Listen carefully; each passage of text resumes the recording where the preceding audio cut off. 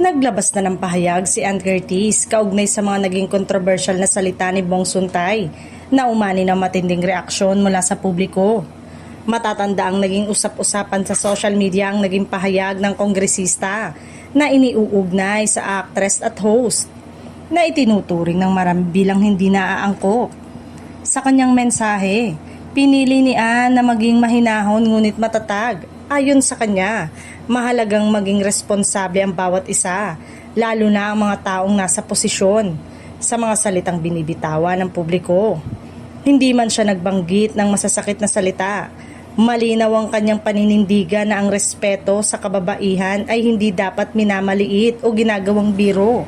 Iginit din ng aktres na mas mainam na gamitin ang mga ganitong issue bilang pagkakataon upang magbukas ng diskusyon tungkol sa paggalang at pagiging sensitibo, lalo na sa panahon ngayon kung saan mabilis kumakalat ang impormasyon.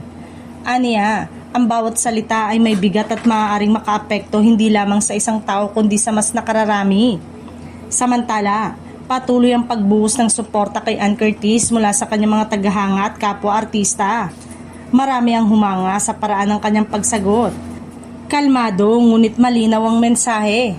Para sa ilan, ito raw ay patunay ng kanyang pagiging classy at dignified sa kabila ng kontrobersya. Hanggang ngayon ay patuloy pa rin pinag-uusapan ng issue online, ngunit nananatiling positibo ang pananaw ni Ann sa kabila ng lahat. Para sa kanya, ang pinakamahalaga ay ang patuloy na pagsusulong ng respeto at pagkakapantay-pantay, hindi lamang para sa kanya kundi para sa lahat ng mga kababaihan.